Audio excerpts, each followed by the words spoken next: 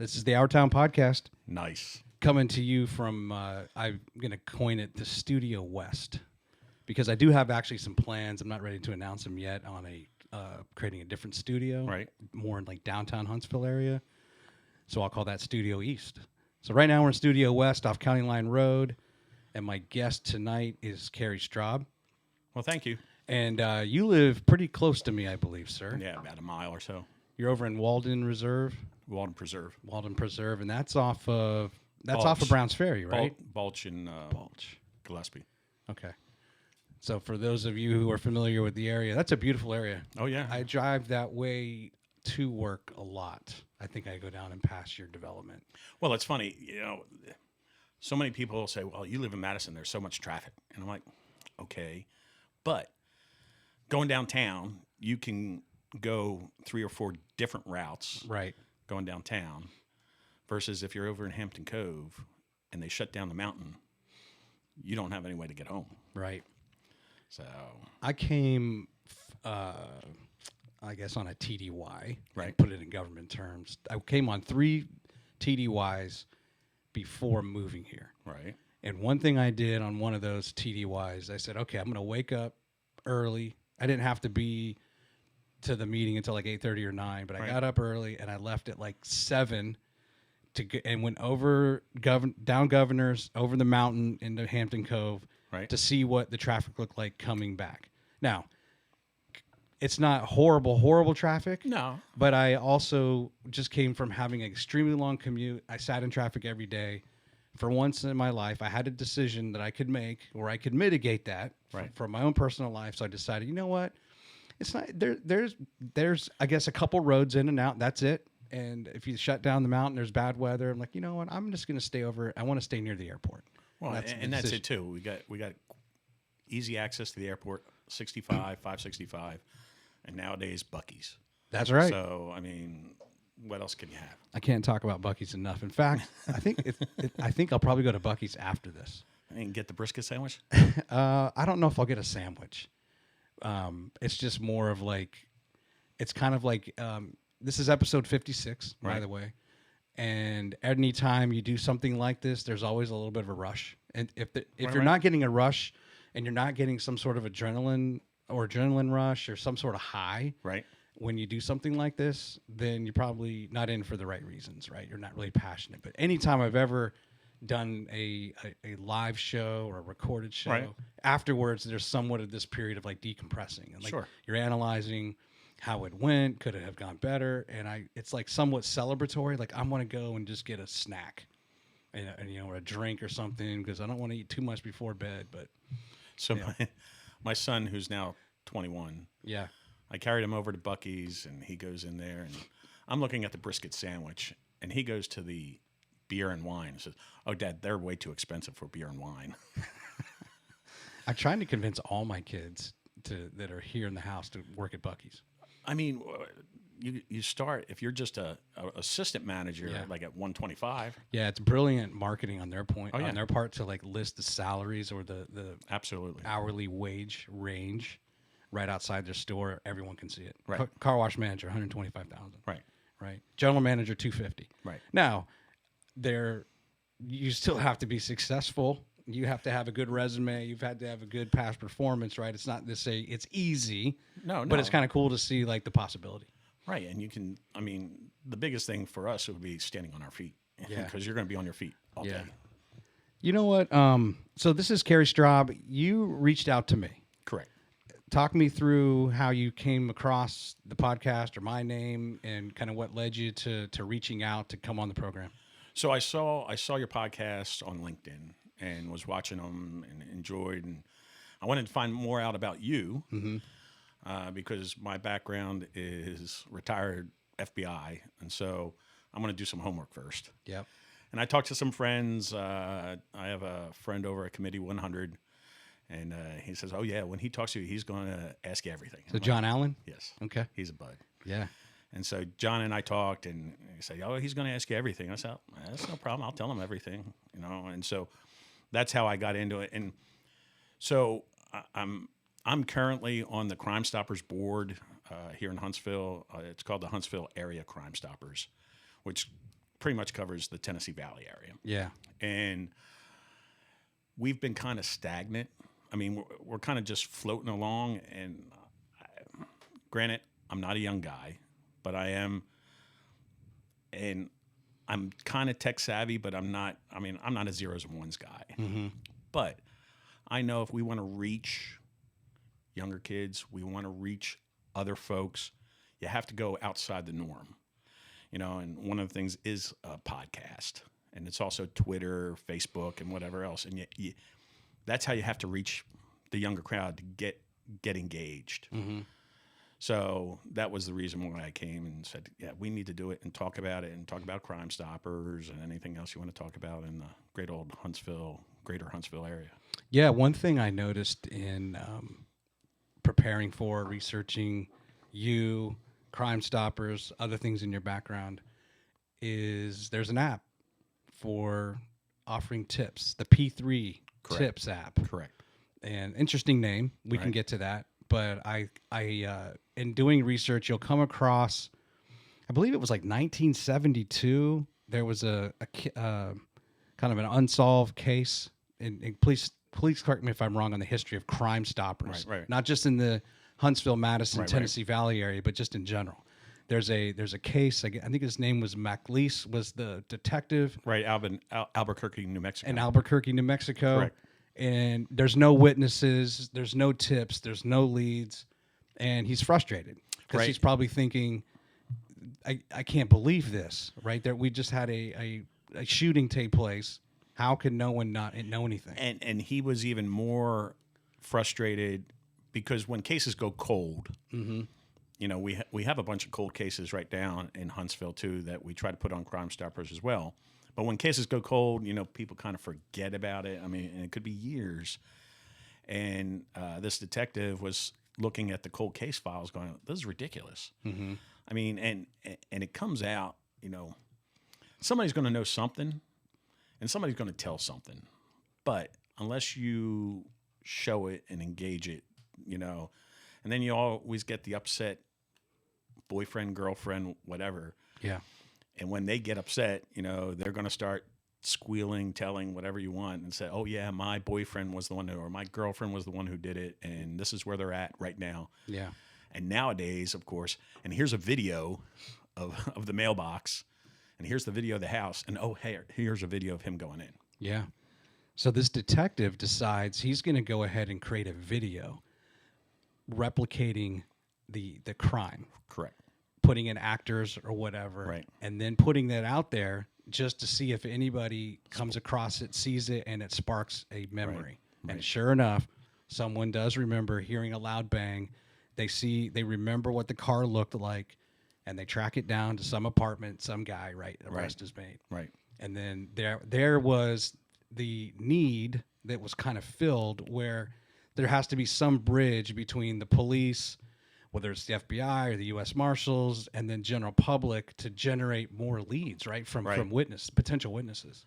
Well, and the thing, too, about the P3 platform and dating back to the Crime Stoppers is also doing it anonymously. Right. So that, nobody knows unless you tell somebody that I gave him up. Right. Or gave her up. Nobody's going to know. And, you will get the money if your information leads to the arrest. Right. That was the point. So starting with the app, go back to 1972, landline, rotary phone. The idea was what was communicated to the general public. Listen, this is a line that it's totally anonymous, right? They're not going to ask you the name, just give us the information. Then we move into around the late 80s, 90s where there's caller ID. Right. Okay, it's still, there's no caller ID that comes up, right? So through the progression of technology, trying to keep it anonymous. Right. That no matter what, no matter who you are. Now, of course, there's apps, and you can go on an app on this P3 thing, download it to the younger generation. That's what they're used to. Right. And it was cool on your Crime Stopper website. There's a link to Facebook, and then there's a little icon for a phone. And you click that, and it takes you to, if you got a Google phone, to the Google Play Store. If you have an Apple phone, it takes you to the Apple Store to download the app for tips. And so, and one of the things about the tips is, the person's just a number. We don't, the coordinator, and we'll talk a little bit about the coordinator.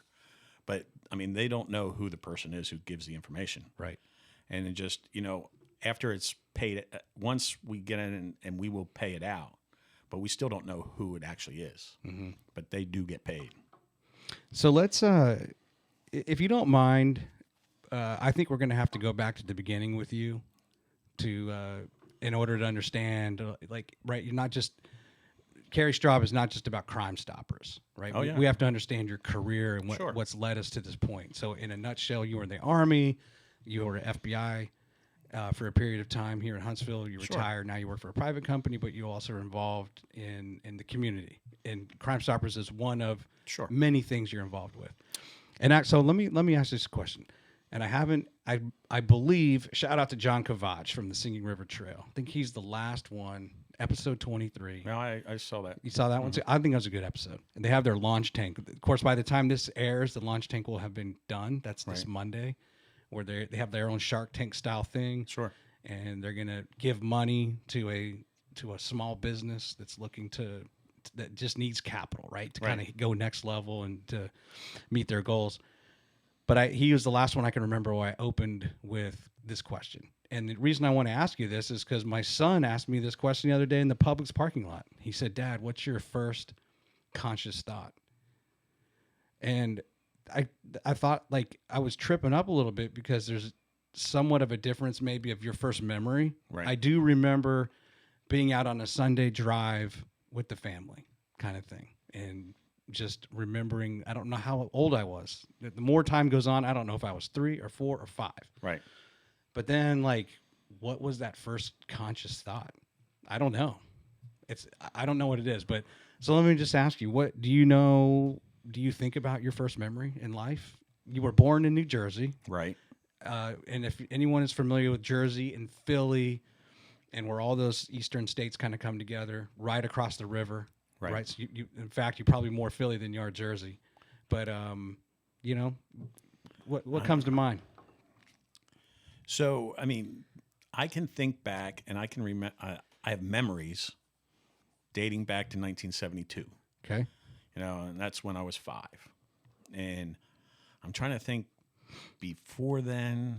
And the only reason I think of 72 is that's when my parents did the bold trip of taking myself and my 2 brothers over to Germany. Okay.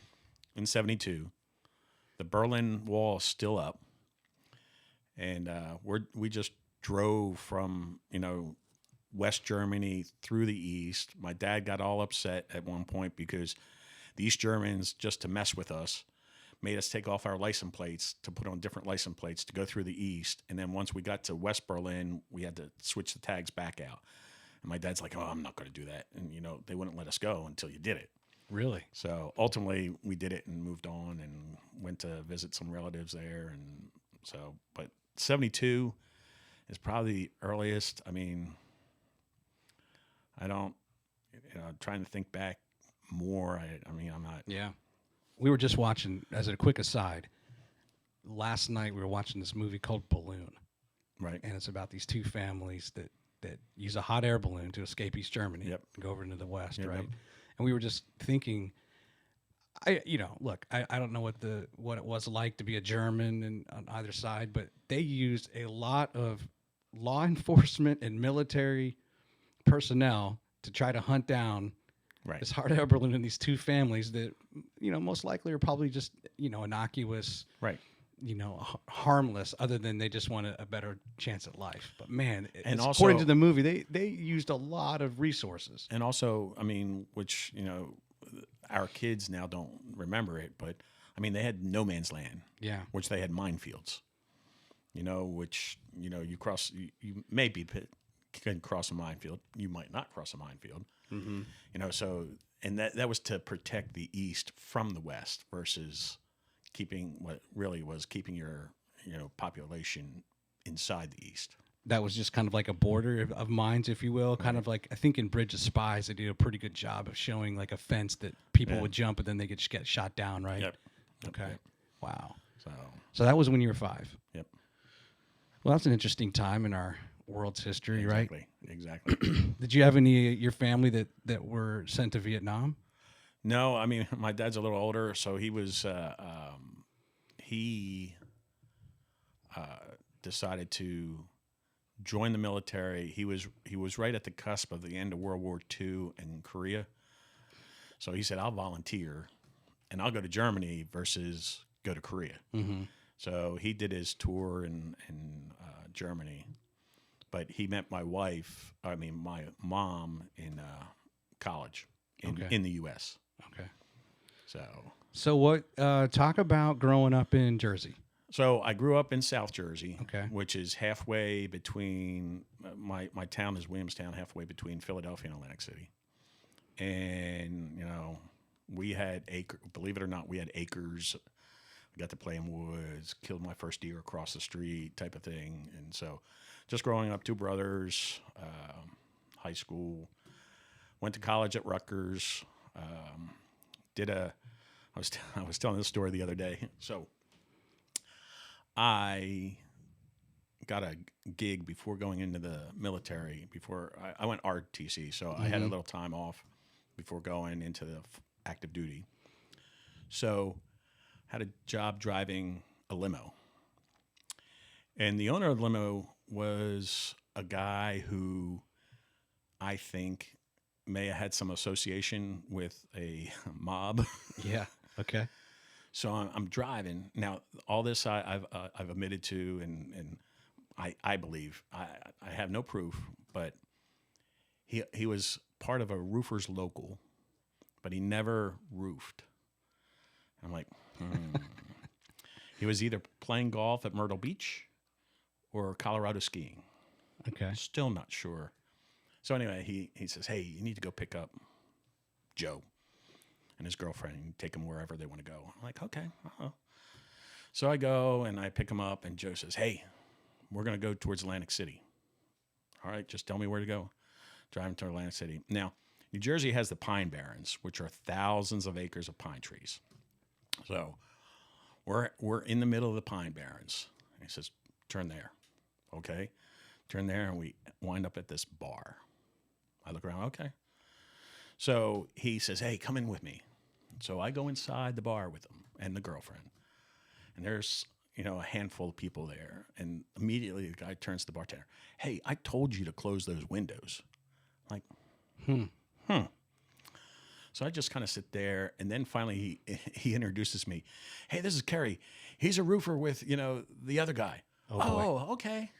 "I'm a roofer. I roof all the time." And so I went along with the roofing, and everything was copacetic. And then he points and sees, "See those two guys over there?" I said, "Yeah." "Yeah, they're the vice president and president of the Teamsters local in Atlantic City." "Oh, okay, good, great." So thank goodness everything was good. Got out of there, took them back home, took the limo back to my employer. So Wow. So he was just sent there to. I don't know. You don't know. I didn't even want to ask. All I know is, this bar in the middle of nowhere, and it has like presidents of the Teamsters. I mean, it's like driving into the middle of Morgan County. Okay. To a bar in the middle of Morgan County. Right. So this is Sopranos took place in Jersey. Yes. Right. Yep. And this was the time too. During that time was of all the Gambino crime family killing each other and all that time. I'm like, yeah, okay. Were you fearful at all? No, I mean, it was a little sketchy, but at the end of the day, I mean, I had faith, at least faith in my boss, that he was going to put me in any position that was going to cost me anything. Did you get like a bonus or any sort of extra pay for this kind of? It was just, I mean, I got paid, but then I also, whatever the tip was. Yeah. So, now, did the Pine Barrens extend into Pennsylvania? No. Okay. It's just kind of South Jersey, and then goes up, along the beachway. I can't remember if Pine Valley, the like extremely exclusive country club. I can't remember if Pine Hill. That's Pine Hill. Yeah, it's Pine Hill that Trump had. Okay. I couldn't remember Yeah. where that was. And that's right outside of Philadelphia. Okay. So So, what did your dad do for a living? So he wanted to get in the FBI, but he did not, and so I think and he thinks that it was because my mom had relatives in the former East. So this was back 1960, 61. And so he thinks because of in the height of the Cold War that he didn't get the FBI job. So he was part of it's now the Inspector General for the IRS. And he was a inspector, and he would investigate people giving bribes to the IRS and or corrupt IRS agents. So that was his job. Interesting. And he got audited like 2 or 3 times too. Really? Yeah. Well, so far with what you shared with me, your story seems to somewhat mirror at least what he desired to do. Right. Went into the Army, right? Right. You went to the FBI. He tried. He didn't go. Right. So what do your brothers do professionally? So my brother, my oldest brother is a manufacturing engineer. Okay. And he works in South Jersey. And my younger brother was also law enforcement, and he retired from law enforcement, and now he works with the FOP, I think. Fraternal Order Police. Yeah. Okay. And so he does that. And what about mom? Mom was a school teacher until she retired. So, and she came from Germany. So a little bit more background is my grandfather on my mom's side was a civil engineer. And during World War II, still a civil engineer. He was not part of the Nazi Party. He was actually part of the group that wanted to still instill the Kaiser back into the German government. So anyhow, afterwards he couldn't find a job. He was 50 years old, couldn't find a job in Germany. So they came to the U.S. and he did odds and ends. And so my mom came over, of course, with them. And she was a school teacher, taught German, French, Spanish, and I think that's it. Yeah. Interesting. So Are they both alive still? they're still alive. Okay. You know, I mean, dealing with some older things going on, but yeah, they're still And they're up and still in Jersey? still in Jersey. Still in the house you grew up in? Yep. Wow. So That's awesome. I've tried to tell them to move to Florida, and they have a house in Florida, but you know, Okay. so It's hard to leave your roots, right? right. But you know, their friends are kind of dying off. You know, and, Yeah. I mean, they still have family. I'm the only one that moved out of the state. So when you're growing up in South Jersey, Rutgers, what are is that one of the kind of top 3 to 5 typical schools that your friends would apply to and go to? So it's funny. So Rutgers, I think I was one of 2 in my graduating class that went to Rutgers up in New Brunswick. All the others would go to like Villanova, Temple, Monmouth College. I'm trying to think what others. You said Drexel. Drexel too. Right. So those were the colleges that they were looking at, and that's where one of my buds went to Air Force Academy. So just a whole gamut, and not many going to Rutgers. And come to find out, Rutgers is more well known outside of the state than inside the state. So Interesting. So then, talk me through. Did you know you were in the ROTC program? correct. You knew you wanted to go at least start. Did you feel like you were going to do a career in the military, or you were just going to do some time, get out, and then? So I thought, okay, I'll start military and see how it all shakes out. And I was under scholarship, so you know I had to do a minimum of 4 years, and then at least 4 in the Ready Reserve. And so I said, okay. So I got commissioned, went in the Corps of Engineers, was numerous different places from Fort Leonard Wood, Missouri, over to Berlin, Germany, back to Fort Leonard Wood, down to Fort Polk, Louisiana, and then I managed over to Fort Rucker, Alabama. And so at my last duty station at Fort Rucker, I was a company commander and best job in the Army. And it was fun, and it was about time, you know, what am I going to do next? So the Army selects folks to go teach at West Point, right? Or West Point selects folks to go teach at West Point. And so I submitted my packet. I got accepted. Army Corps of Engineers, the only branch at that time, could either say yay or nay. All the other branches pretty much say, yeah, go do whatever and come back to us when you're done. Corps of Engineers said, no, we're not going to send you. I'm like, okay, what's the follow-on? What's the follow-on type thing? And so they didn't really have a follow-on. So I'm like, okay. So I applied for the FBI and went through the selection process, which consists of taking a test, passing the test, a 3-panel interview. Real quick, you were 8 years or so? Right. Okay, so that's attractive to the Bureau. Correct. Right. They don't necessarily want someone No. with only 2 or 3 or even 4 Correct. years of experience. Right, because the Bureau wants folks that are more seasoned, that have done things, right? Right. Because at the end of the day, an agent, I'm not talking about the professional support folks, but an agent is going to work on their own. They're going to conduct investigations pretty much on their own, and they're expected that they don't need a lot of supervision.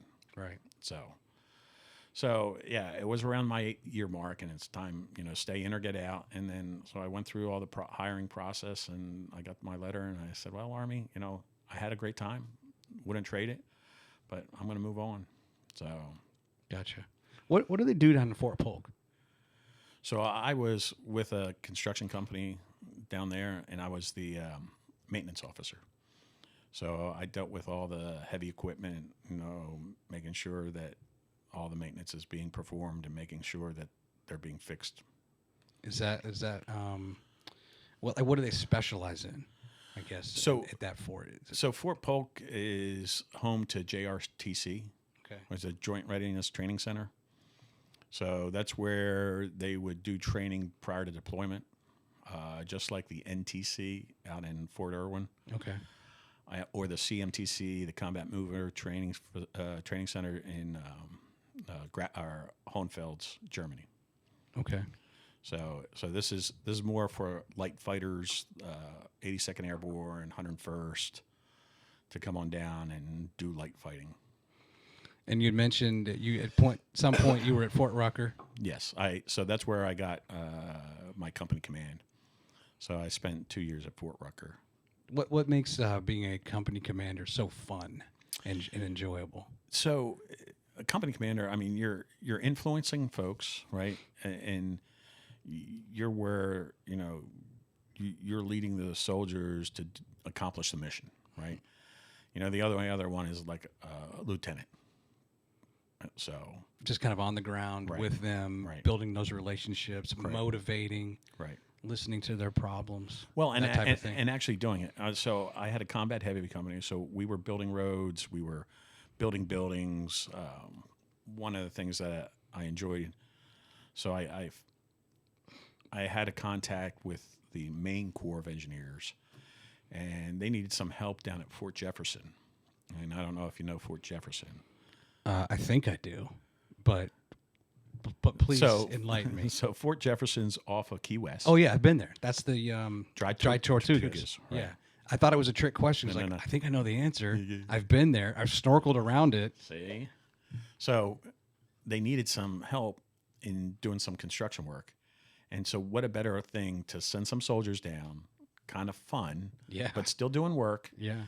and it saves taxpayer dollars at the end of the day versus trying to get a contract out there, get a contractor to go out there because it's so remote. Soldiers, we'll send soldiers, but, a tropical area. There's no running water. There's no toilets. Well, Right. no, there is. Oh, there are. There is. Ah. Because they have a desalination machine. That's right. They do have that Right. bathhouse type thing. Right. So they're able to do that. But there's no lodging.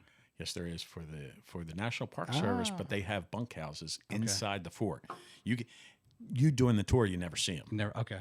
but they're inside the fort and air conditioned. So because it was never finished, a lot of it's just like restoration work, Right. to keep the brick from crumbling. Correct. And, So they were taking care of the iron and getting rid of moving some cannons around, that type of thing. So I sent 2 groups down there for about 2 weeks at a time.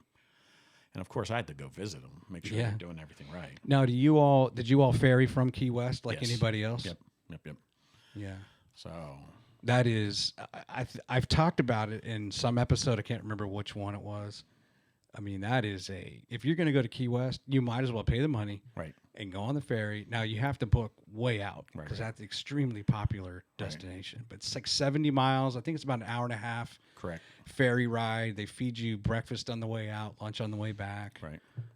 It was And incredible. what's the other thing known for Fort Jefferson?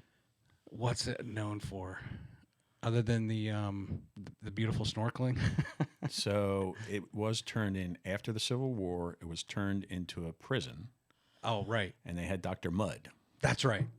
Dr. Mudd, who helped John Wilkes Booth out. Yes, that's right. I forgot that fact. Yeah, and apparently he escaped at one point, and they got him back and put him back in there. Well, yeah, I guess you're not going to get far. No, you won't get far. You're still 70 miles off of anywhere. I tell you, if it's a beautiful day, and I would hope most of the time when you're down in that and near that part of the Gulf of Mexico, that was a really pleasant ferry ride. Oh yeah, and the water's beautiful.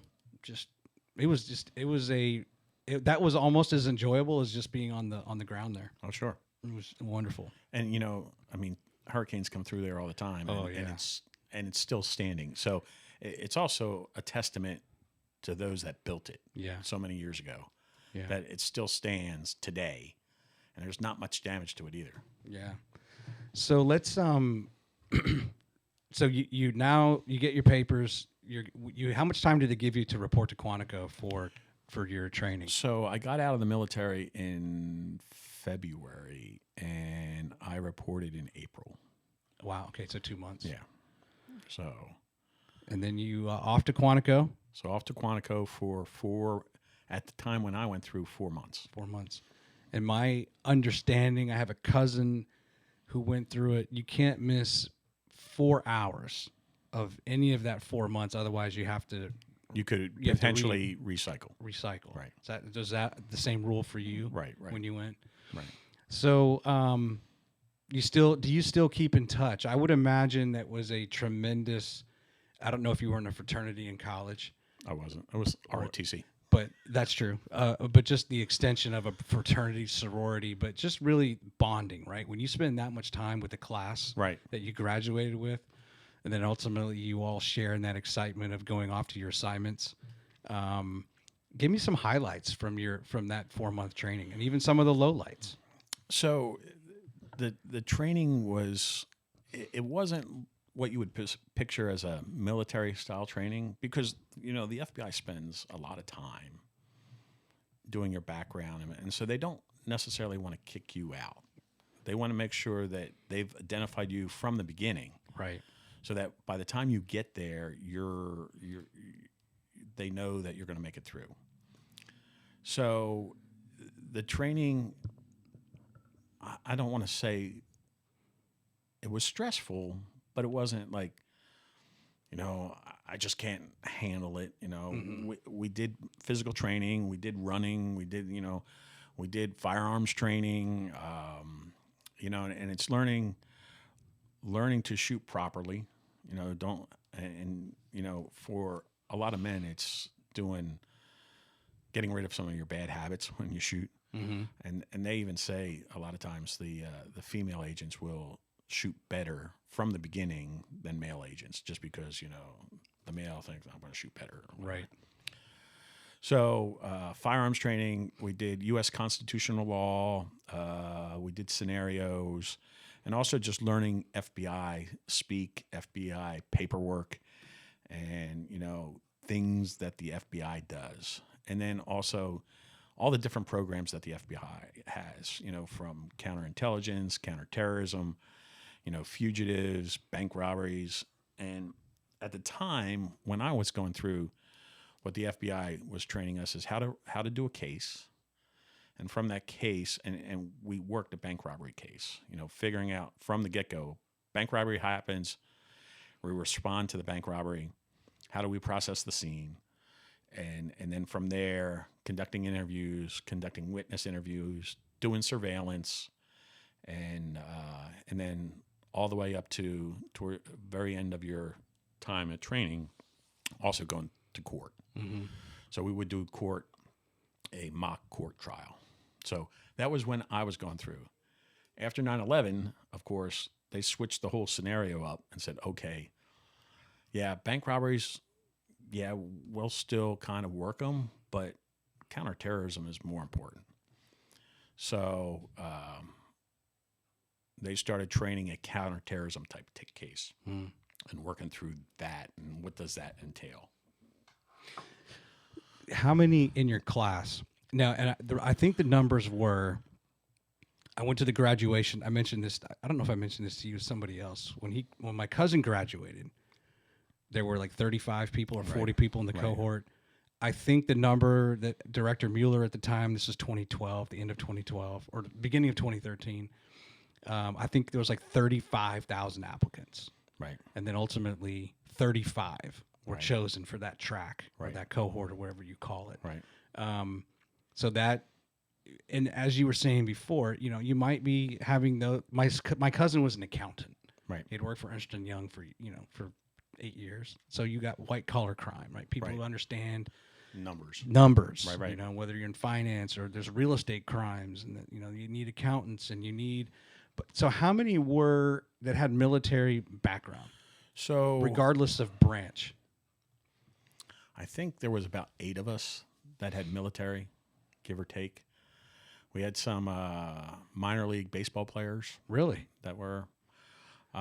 When I got here to the FBI out of the Birmingham office, so here in Huntsville, they have a resident agency, and then they have, which is part of the Birmingham division.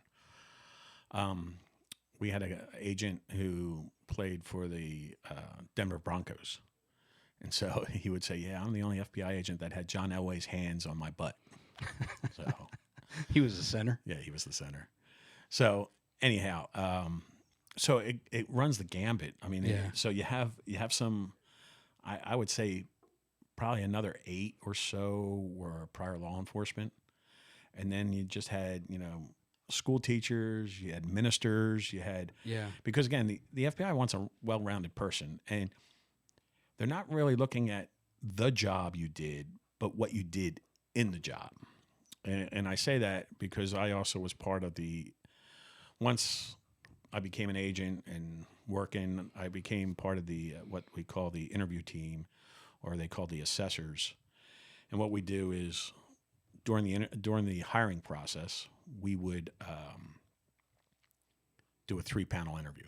So, and the FBI was doing it very well in that all we got was the person's name and social security number. That's it. We didn't know who was going to come through that door. All we had was the name and social security number. So we had no preconceived notions of what they did, and it was their time to shine. It was their time to tell us what they did. And so, and it was just, we're going to ask you a bunch of questions, like we're sitting here, and you tell us. And so we would everybody take notes and document it. And again, we didn't know anything. So if they didn't tell us, we wouldn't know, So, and so at the end of the day, we said, okay, the person would leave, and then what we would do is we'd rate them. And then that go back to FBI, Human Resources, and they'd have their calculations of, okay. And because it was a 3-panel interview, it wasn't like, all right, you have a 1, I have a 10, all right. And then we would have to kind of agree on what the number should be at the end of the day. And all the interview panels that I was on, we were never off by 1 or 2. I mean, we were close. So of all of the military personnel that applied at that time, right, and all the applicants that were discarded, what do you think it was about you that really stood out? There's a lot of people from the Army, right? Right. Of all the branches of the service, that's the most, right? That that employs the most? What is it about you that you think the Bureau wanted? And did they ever give you somewhat of a feedback or kind of a post-hire interview? No, they never did that. But the biggest discriminator, or the biggest thing that causes people not to get hired, is because they lie on their application.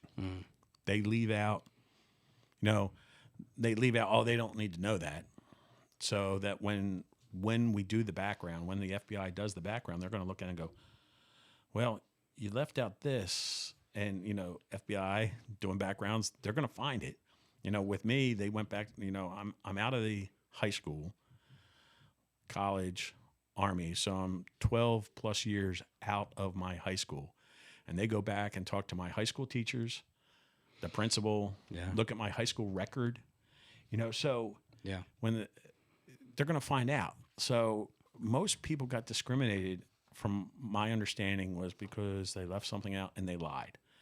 And law enforcement, you can't lie, right? I mean, it's an integrity thing. Yeah. And so if you lie, you're gone. I mean, you can't testify, and then when you write up a interview and then you go to present that interview, you're going to say, well, yeah, you're known as the liar. I can't take that. What about the other side of it, just embellishment? Did they track that down too, and or creating a loftier title than you really had? Well, they're going to ask that too. Stuff. Yeah, they're going to find that out too. Yeah, absolutely. I'm going to tell you one funny story. This was 2006, and I was working at the National Counterterrorism Center in McLean, Virginia, which was a kind of a joint operation. We had Bureau people there. I represented NCTC, which was a DNI program.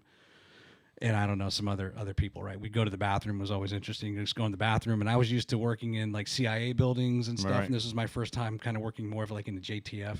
And there's a guy with gun, in the urinal next to you. Like, that's interesting. But so I'm like one day just at the computer, and this guy comes in all black leather, like he's from, you could tell, like LA, like an LA guy. Right. In his 60s, maybe even early 70s. Ponytail, gray hair, beard, whatever. I think it's a goatee, and ponytail. I'm like, who is this guy? Right. He just jumped off his Harley and he's in here and printing, and like, that's Jeff Baxter from the Doobie Brothers. He works with the FBI. Now I don't know what works with the FBI means. I don't know if I think he was way too old to be an agent, of course. Right. But he just loves investigative work, and then once he was done with his music career, that's what he does, and he's working outside the field office and helps out in some respect. And I saw him a few times. Wow. Always at the printer printing something. But it was weird. Like he dressed up like he was just out for a motorcycle ride. So similar. A similar story is I was Skunk, by the way, was his nickname from the nice Skunk. So I was. I became the airport agent, and we assigned, an extra duty, and so I covered Huntsville International Airport during my career. And so they had airport conferences, once in a great while. So we had an airport conference down in Orlando. And some of the guys and myself said, okay, let's go somewhere and have dinner and stuff. And one guy says, hey, let's go over to this bar outside of Orlando. So we go out there, and we're sitting around, and it's getting late, and they said, hey, you know who the other owner of this bar is? I said, no, who is it? It's Gene Hackman. Oh, really? So I'm like, oh, okay. So we're sitting there, and crowd's kind of moving out. And then all of a sudden, Gene Hackman comes in. I'm like, oh, that's cool. So we walk up to him. We're not ashamed. Hey, Gene, Mr. Hackman, glad to meet you. We're in town. We came here and just want to say hey. And, oh, okay. And then we say, hey, we're FBI guys. And well, Gene says, well, I bought the rights to Silence of the Lambs. I'm like, huh? Yeah, I bought the rights, but then I didn't do it, of course. And so I go back, and one of my friends was and is now retired, was part of the profiling unit. And I told her about it, and she said, oh yeah, Gene came to the academy, and we had to show him around and show him all the different things of the academy. yeah, it's just they didn't select him, or he turned it down, or whatever it was. But he had come to the FBI Academy too. So was he, like you're saying, was he originally trying to be cast in the movie? See, I don't know. He you he just said he bought the rights, and I mean, we didn't follow up with it. Just, oh, okay, Interesting. yeah, Interesting. He would share that with you. yeah. So let's talk about your career. So my understanding is when you graduate from the academy, you go through all of the offices that potentially could get assigned to, and you give them a list of here is where my preferred list. Right. What do you remember? Your like top 5. So at the time, so it's 1 through 56 that you number it, and because the FBI has 56 field offices across the country, so 1 through 56, and I tried to select things on the East Coast. At the time I was not married, so I'm like, hey, I'll just get closer to home. And so I put like Philadelphia as my number 1, and then kind of outskirts. I still didn't want to go to, even though love New Jersey or not, I'm not going to Newark. Right. I'm not going to New York City. I mean, nothing bad. I didn't want a big city. I mean, again, we grew up on a wooded, acres worth, and I didn't want concrete. Mm-hmm. So it was kind of the East Coast, I think even put like Raleigh. It could have been, Richmond. Right. Those type of places. Mm-hmm. And then, it's called, what's it called now? I can't remember. Anyhow, they do the, where you're going night. And so, That's got to be awesome. Yeah. Everybody, because some people didn't know where they're at. Like, where's that in the United States? I didn't know that existed, type of thing. And you also have places like Puerto Rico. Correct. Hawaii. Correct. Right. Virgin Islands type stuff or whatever. Right. Okay. So number 9 was Birmingham Division. So I came and got Birmingham. And then, so again, 56 field offices across the country. And from those 56, they have what's called resident agencies, which are the smaller. They can be anywhere from 2-man or two person, all the way up to hundreds. Mm-hmm. Like I think Long Island's got hundreds of people in their resident agency outside of the New York City division. Makes sense. So I wound up here ultimately they put me here in Huntsville. So I was initially working some counter intel, and then I started working violent crime, federal violations, bank robberies, fugitives, bank fraud, white collar crime, and then became a bomb technician, and went to the hazardous devices school out here on Redstone Arsenal. And then from there, I started working counterterrorism. And then after working counterterrorism, it was they asked me to do the outreach for the FBI for the Huntsville area, which was go talk to the 400 plus cleared defense contractors in the area and share with them, you need to protect your stuff, because if you don't protect your stuff, you have the potential of losing your stuff. And that's from the counter intel side, right? From our adversaries. So you were with the Bureau for 3.5 years, and then 9/11 happens. Correct. And what were your responsibilities? I'm assuming your responsibilities changed. A lot of your responsibilities changed when that happens. And kind of like you were mentioning before, with like everything's now counterterrorism. Right. How much of, can you talk through then what you kind of were, how much of your job changed because of that, and now the proliferation of counterterrorism and across the government? And that was that was pretty much it. We started focusing on counterterrorism, and we started focusing on, we got to figure out what this counterterrorism, and then also the intel side, right? I mean, we can't be or the FBI couldn't be stovepiped in not sharing the information. And when you say that, focusing is essentially saying, okay, what kind of groups might be in these communities that are sympathetic to Al Qaeda or whatever, and rooting those out. Well, and it's also balancing, right? It's balancing that information too, right? Just because someone says, "Hey, this guy's a terrorist," well, how do you know that? Or are they just exercising their First Amendment rights. I mean, that's part of, that's the best part of the U.S. is our freedoms, right? Mm-hmm. And the FBI does, in my opinion, some really great stuff about, okay, just because a person does something, is that a violation or is it just a perception, right? Because I'll give you a perfect example. Right after 9/11, we get a call. And you're in the Huntsville office at that time. Huntsville office. Okay. Well, not right after, let's say about a year after 9/11, we get a call. Hey, I saw 3 Middle Eastern folks standing together at Walmart. Mm-hmm. So I said, okay, explain to me. Well, they were standing together and I just looked suspicious. Okay. Well, when did that happen? Oh, that happened about a year ago. Oh my gosh. And I said, okay, well, thank you for the information. I mean, one, just because 3 people are standing together doesn't mean anything. Number 2, a year ago, I'm good, but I'm not that good to, backtrack. and even way back when, I can say way back when I first started, most surveillance video was on VHS tape, and they looped it. So, and meaning it would run for about a 24-hour, maybe 48-hour. It's gone. And then it's gone because they copy over it. And then even if you find something within that 24-hour period, because they've copied over it so many times, the graininess and everything else is horrible. Yeah. So,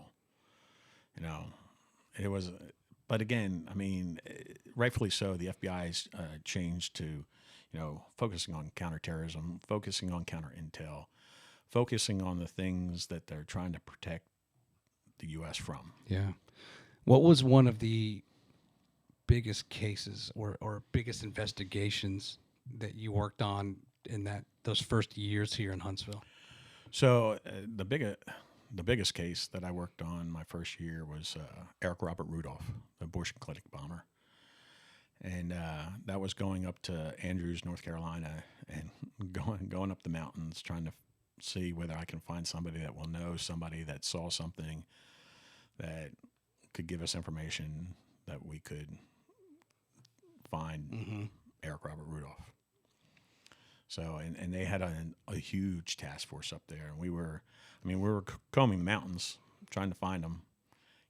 Ultimately, I guess he just got hungry and had to go dumpster diving and get picked up.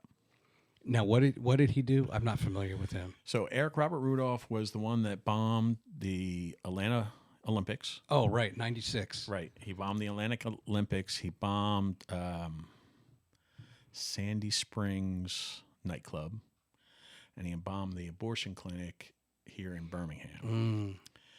And the abortion clinic here in Birmingham, he killed a police officer. And it's a great story. One of my partners and buddies, who's now retired too, he gave a great presentation of how we were able to identify Eric Robert Rudolph, which, short story, Eric Robert Rudolph sets up a remote control bomb, and he's watching. And he watches as the police officer goes to pick up the backpack that has the bomb in it, and he sets it off. He sets it off.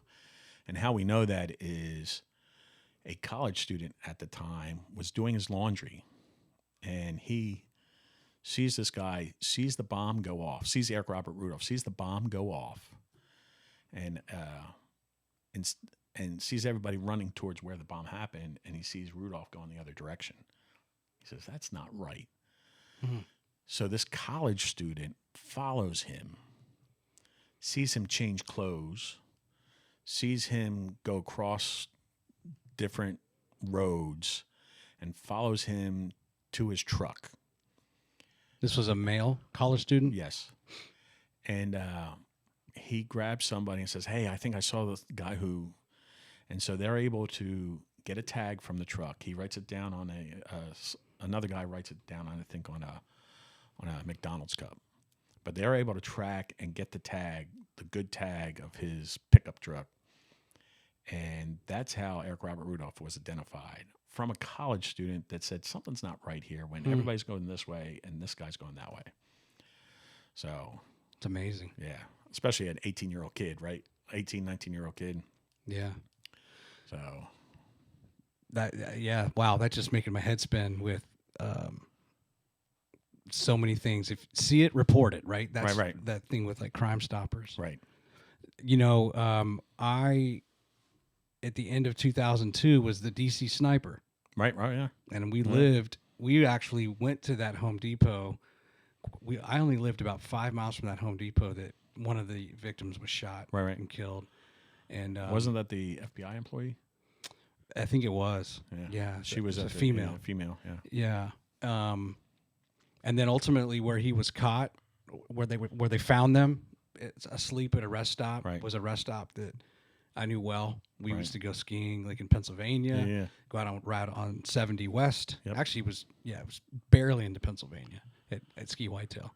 But it's just weird, right? When something like that of national world Right. news, Right. and it certainly put us into terror.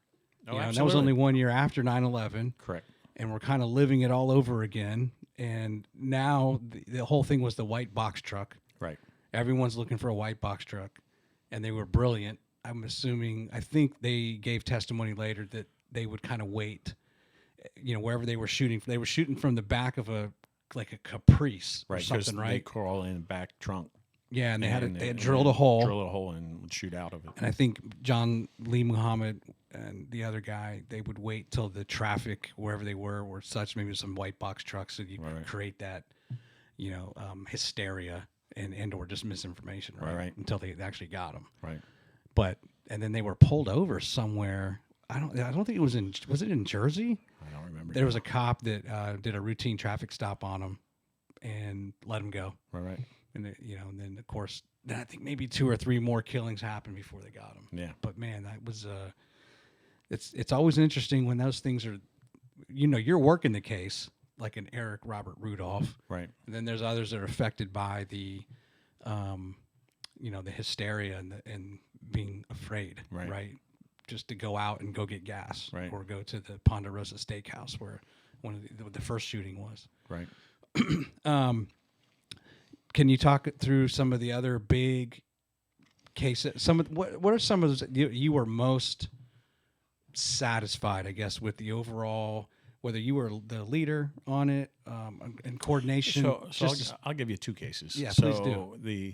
The first case that I was just helping out on, which goes back to, I don't want to talk politics, but it's, talking about election fraud. And what was that? It was in Winston County, which is west of here. And then they call it the Free State of Winston. I think it was the only county that did not go to the South during the Civil War. Anyhow, what they were doing over there, they were doing election fraud. And they were doing, hey, through absentee ballot, they'd go to you and say, hey, you just sign your name, I'll take care of the rest. And for that, they'd give them either a fifth of whiskey or a case of beer. And they would sell their votes for a fifth of whiskey or a case of beer. Right. And the sad part about it all was pretty much all the candidates were running unopposed. So, but apparently that's what they did for years. And the way we got brought into it was we identified some sources, i.e. the bootleggers, because I think Winston County was dry at the time. And so the bootleggers would bring the liquor in to give to you so that they could get your absentee ballot. So we were able to find voter logs and things like that. And I don't remember. I mean, we took down some significant folks over there. There was, I think, at least 5 elected officials and or candidates that were arrested and prosecuted for it. This is like in the early 2000s? This was, like 2000, 99, 2000-ish. So the second case that I like to talk about is my bank robber. And I say we went to counterterrorism, but I mean, we still assist, we still helped out. And at the end of the day, when I was working bank robberies, I would get with the local DA's office and figure out where the person could get the most time, for robbing a bank. And if it's with the state, that's fine. So anyhow, a bank gets robbed. I forget which bank it was. Get a picture of them, and so you get a picture from the surveillance, right? And very nondescript. Right. Wear hat, sunglasses, mustache. Not much to go on. So he also presented a note, and the note is just a this is a hold up. Give me all your money, 10s, 20s, whatever it said. So the FBI also has a bank robbery note file. So what that is bank robbers, like all of us, are creatures of habit, and once they find something that works, they'll go do it. So I submitted his note, and then we got a tip of a potential bank robber that may have lived in Huntsville, and it was a partial tag at the time, I think. So I run the tag and get the full tag and identify the person. And so we also get the leads back from the bank robbery note file, and it appears that he's done at least 10 across the country.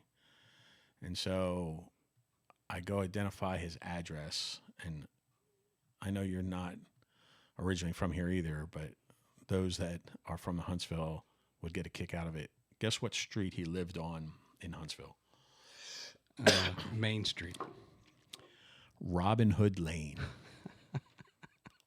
I can't make this up. Robin Hood Lane.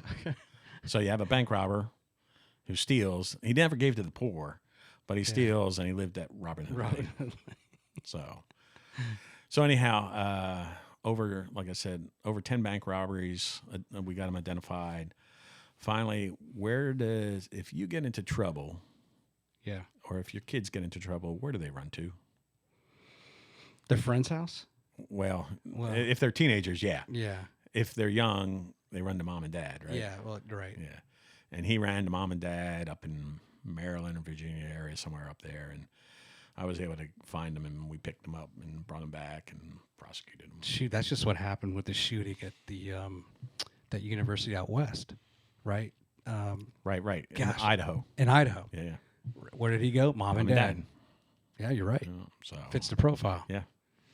So it's a great story because of Robin Hood Lane, and you know, and the other part of that story is apparently he was out at one of the bank robberies out west, and goes to the teller, hands him a note, and the teller says, "You don't want to do this," and pushes the note back, and he says, "Oh yes, I do," and pushes the note back, and they went back and forth a couple times. So apparently the teller was not going to have it.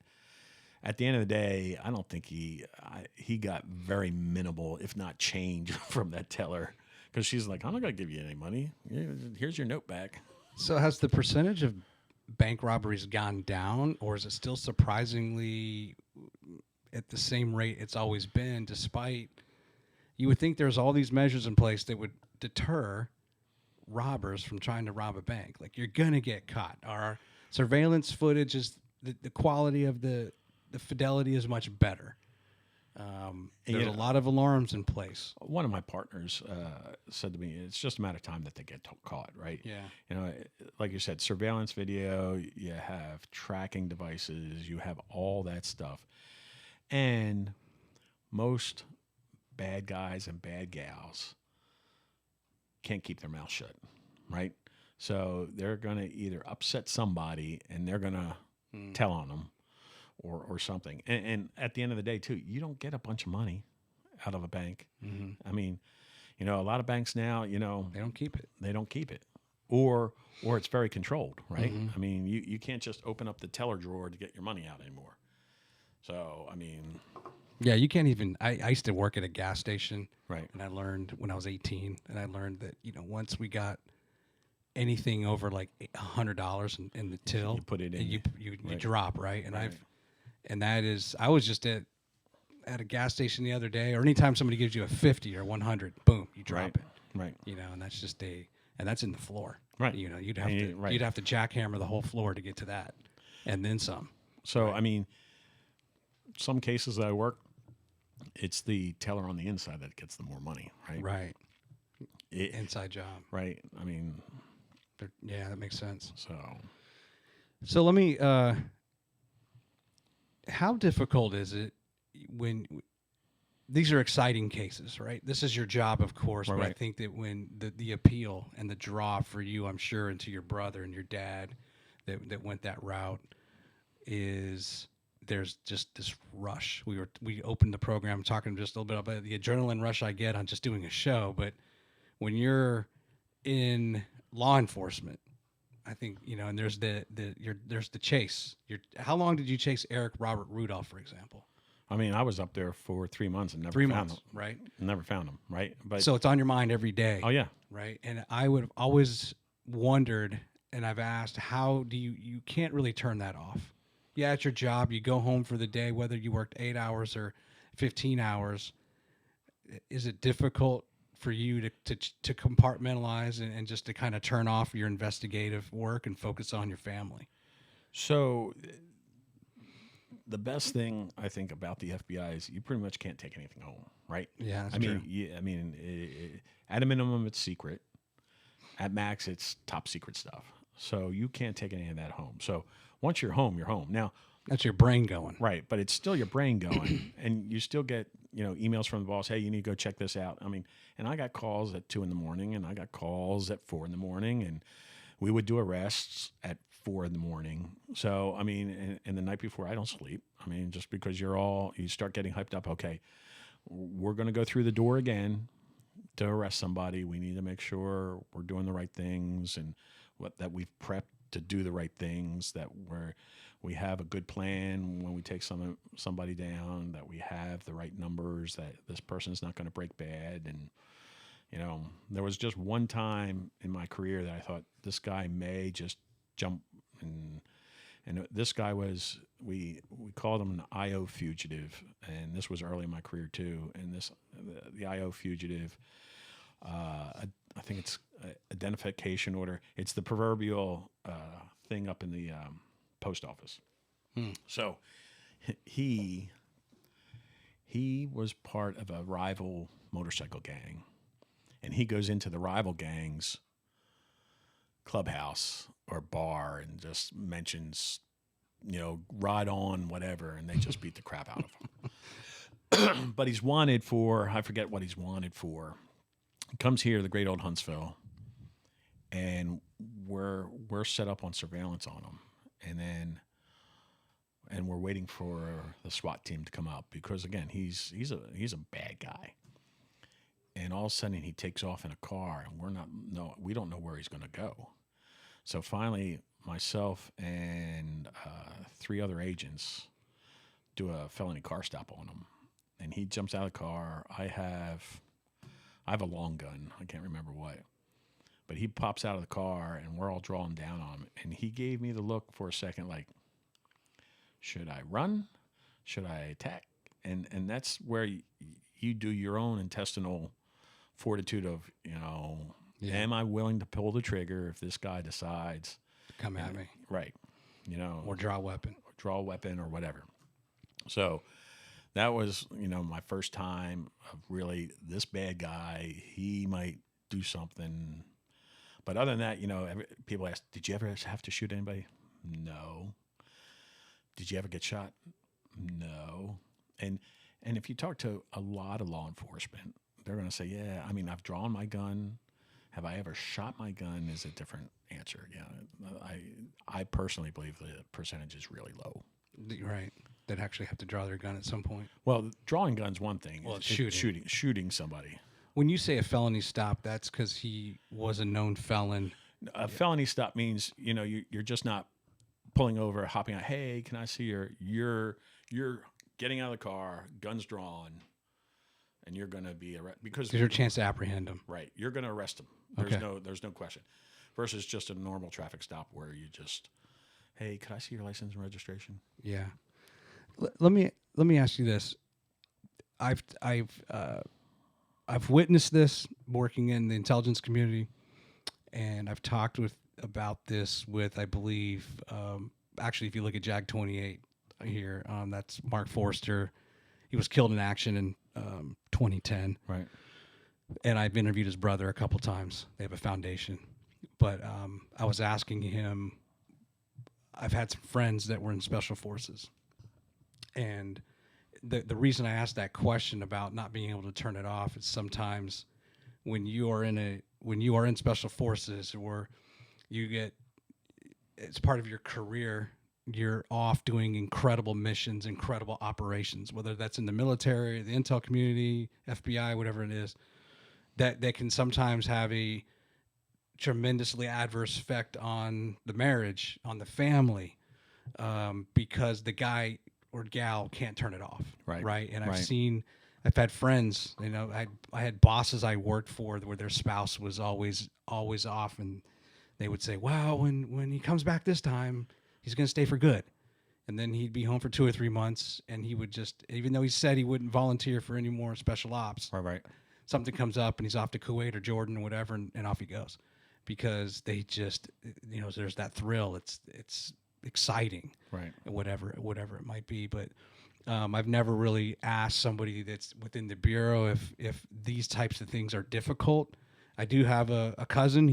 I think he's in Guatemala, and he's in a much different game, if you will, than if you were in some field office domestically. Right. But I don't know. Could you comment at all on that? And is that something that they counsel you and say, hey, be careful. Your family is really important. Don't let this consume you. And they do, and you have the opportunity. There's counseling programs within the FBI, mm-hmm. and it's still that work-life balance, right? Our main mission is to conduct investigations and also arrest bad guys and things like that. But at the end of the day, versus those that are deployed, we go home at the end of the night. Yeah. Versus they're deployed in theater, still working in theater, way hours of the morning.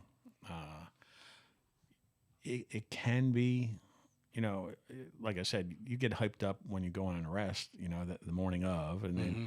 you go through the door and you're still hyped up, and then you kind of try to start decompressing and So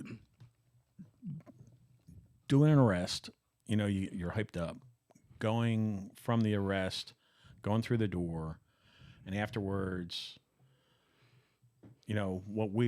once we've done an arrest, if we're doing a big arrest with a bunch of folks, after the arrest, and everybody's locked up, everybody's secure, and we're getting ready to go home, one of the ways, whether sarcastically or not, it's telling stories too, right? Oh man, I went into this house and you should have seen what that was inside that house. Oh, you didn't want to see what that was in that side of the house, Yeah, my subject, he was still sitting on the toilet in the morning, and he was naked too, and that kind of stuff. So, it's trying to be sarcastic, and that's some of the decompress type of stuff that, because you're also sharing, because at the end of the day, law enforcement's a community of brothers and sisters, and you have like scenarios, like experiences that you can share, kid about, and that I think that's a coping mechanism that helps decompress and get that, because like you go into a house when you're exercising either a search warrant or something, and you walk in and you pop the drawers open and there's just a bunch of cockroaches, and you see fecal matter on the floor, and you see all that kind of stuff, and you're like, okay, when I go home, my wife's not going to want me to come in the house, so I need to strip in the garage, throw all the clothes immediately, or burn them. And that's the kind of things that law enforcement, that the average person doesn't see, right? Yeah. The average person doesn't see that. They don't go into somebody's house and find cockroaches, or there's diapers all over the floor that haven't been picked up in months. Yeah. That type of thing. It is amazing how some people live. Right. Exactly. And it's really sad a lot of times. No. Right? When I've done arrests and stuff, my heart felt for the kids, right? You go in, mom and dad are the bad people, and you have a toddler there that you have to get services out there to take care of that toddler because mom and dad are going to jail that day. Yeah. And that toddler is the innocent person. He or she is the innocent party that, Yeah. Man, that's heartbreaking. Oh, yeah. Yeah, and I think, like you said, the difference between those extreme scenarios I was mentioning is that you do get to go home. And, of course, this can relate to any career. Correct. If you get too involved, then you got to have balance. Correct. You got to have balance in your life and structure. And sometimes it can even be a hobby. Right, where you just spend too much time doing something because it's a diversion, or helps you make you feel better and helps you cope with your stress. But if you make the commitment to get married and have kids, you've got to figure out how to balance that. And it's funny. I talked to I heard a guy speak, and he said that I'm an addict, and I'm looking at him. That you're an addict, or the guy is? The guy said I'm an addict. Okay. And I'm looking at him going, "What do you mean?" He says I was addicted to running. And I'm like, okay, what? He says, I'd get up in the morning and I'd run 6 miles. And then at lunch, I'd run 3 miles. And I'd get home and I'd run another 6 miles all in one day. And he says, running 6 miles, I don't care what it is. I mean, it's at least an hour or two. And then in the afternoon, an hour or two. And at lunchtime, at least 30 minutes. And he said, I was addicted to running. And that's not what I should be doing. So, and he backed off of it and just explained his life story. But, you look at it and it goes to what you're saying. I mean, we can be addicted to anything. I mean, and like you said, I mean, there's folks that are like adrenaline junkies and, want to go do things, whether it's jumping out of a perfectly good airplane or whatever. Yeah, right. So, well, it's interesting in the wake of the Oscars, which just happened, and the Chris Rock thing and the Will Smith thing. Yeah. Chris Rock has a great routine. I don't remember which one of his comedy specials. Goes back 15, 20 years, where he talks about the difference between a job and a career. Right. Where if you have a job, time stands still. Right. I remember my very first task. I worked at a seafood restaurant, and I was supposed to be a busboy. So I thought when I showed up for my 5 p.m. to midnight shift, Chesapeake-based seafood house. Right. It was incredibly great food. This is 1991. I had just turned 16. And I go into the kitchen, and I think I'm going to get my bussing tray. And they're like, no, you're going to crack crab legs for 4 hours. And I would crack them to take the meat so that then they could create crab cakes. And it's on ice, so my hands are cold. We were so poor, we never ate crab legs when we went to seafood house. We got like the smallest shrimp and French fries, right? Like for $7 or whatever. So I didn't really have any experience. It took me a while. I'm bleeding at times because I cut myself, and it was like this mundane thing. And I just remember like time was just standing still. That was a very, very long 4 hours. And I'm constantly looking at my watch. Like, okay, I'm not going to look at my watch. It's almost like you're peeling potatoes. And that's what Chris Rock's talking about. He's like, if you have a job, then you'll ask your buddies, hey, man, what time you got? Like 9:10. What time you got? 9:12. What time you got? 9:14. That's the right time. Whatever the latest time was is the right time. Yeah. But when you have a career, there's not enough time. Right.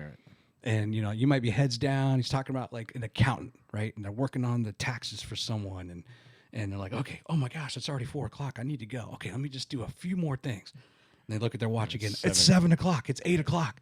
That's a career. Right. And I was telling, you want to find something and it may not always bring the most joy, the most passion, but stuff where like there is some enjoyment and you put effort into it and it's not about the time. Right. You're not conscious of that. And if it is, then it's just a job. Right.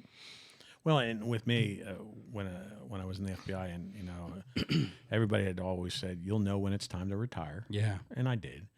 The other thing was, people asked, "Do you miss the FBI?" And I said, "Well, I miss the people and I miss the work, but I don't miss the bureaucracy." Yeah, it's a good word. I said it, you didn't. Yeah, I know. I was going to see something else, but it starts with a B. Yeah, and ends with something else. 2 words. Yeah. So let's talk about that. So you decided to retire. I decided to retire, and a buddy of mine, It was 2019. 2019, a buddy of mine says, I'll hire you and do cybersecurity. So he hired me, got funding for me, and I mean, great job, great company, good buddy.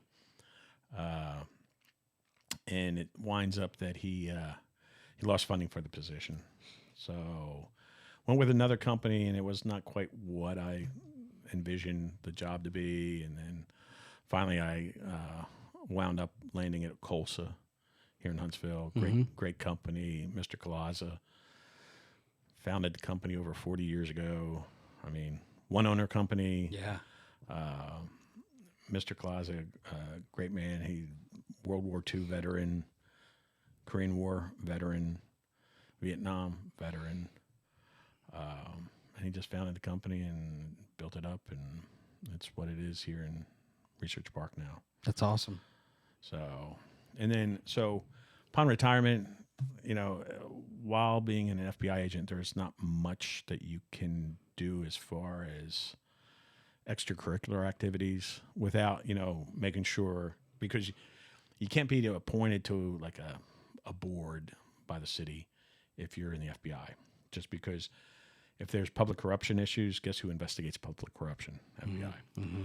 So once I retired, I mean, I believe in Huntsville is a great area, is, getting involved in the community. Yeah.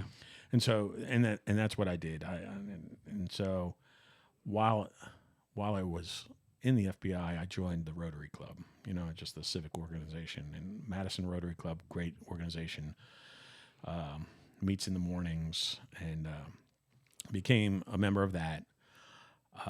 Upon retirement, I said I need to get involved in some other organizations, and so I petitioned Madison City, and they put me on the EMA board. So I represent Madison for the EMA board. Emergency management. Correct, emergency management. I think it's called Madison County, or Huntsville Madison County Emergency Management, or Huntsville Madison County Emergency Management Agency. And so they do a lot of things, and of course, one of the things is monitoring the weather and tornadoes and things like that. But also, they were integral during the COVID pandemic. Just bringing all the folks together that need to get together during the pandemic. Mm-hmm. And then I decided I want to get involved in Crime Stoppers, and Crime Stoppers being, the Huntsville Area Crime Stoppers organization. Before we go there, check the screen. This is a picture from your Rotary. Now, it's hard to see, and I can't really zoom in. I think this might be you, but you guys built some cornhole boards. Right? And this was what do they call this? Done in a day projects. Correct. So talk me through this. Like, how did you guys get involved? So, and I think you're down here. I think this might be you, because it gives your name. Yes. Yep. Rotarians Jefferson, Straub, Rayapati, and President Tim Stone, right, are gathered around building this. So an organization, it was for the Child Advocacy Center. Yeah. And they were going to do they were doing a cornhole tournament or something like that. And so we decided we'll build the cornhole boards for them.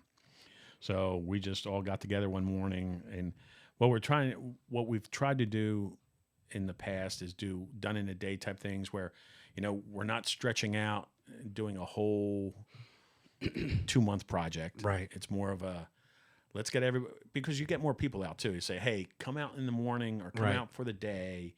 We'll knock this out and we're done. And so that was the whole concept between done in a day. And so we did the cornhole boards, and we were able to we actually used the fire hall, the Madison Fire Hall downtown, and we were able to do that, and just knocked them all out at the time. Other done in the days, we did cleaning Rainbow Mountain Trail. For some reason, teenagers like to spray graffiti up there. I love Rainbow Mountain Trail. Yeah. So I contacted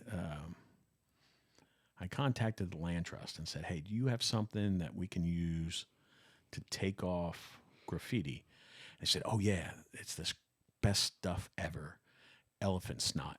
Really? That's what it's called.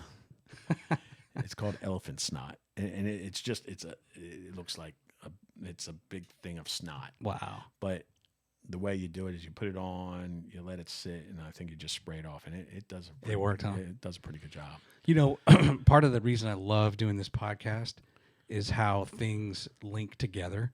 So you had just mentioned the National Children's Advocacy Center. Cynthia Parker, I've interviewed her, episode 40. Right. Awesome interview. And then we were talking about, unfortunately, the child that ends up in a terrible situation where their parents get arrested and off they go. Now, in this case, maybe there's not abuse, but we talked about multidisciplinary teams and what happens in Huntsville when Absolutely. who comes to the aid of that child. Correct.